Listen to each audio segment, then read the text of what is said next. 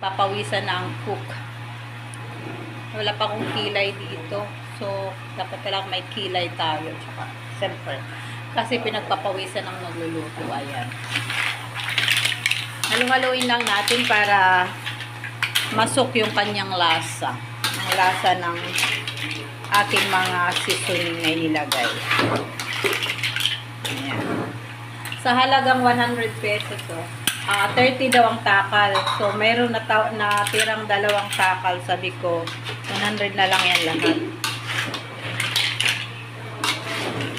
Kaya, binigay naman sa akin halagang 100. Isang kawa. O, isang kasi. Isang kawali. 100 lahat yan. Chila kayo? 100. Yan. Tinatawad naman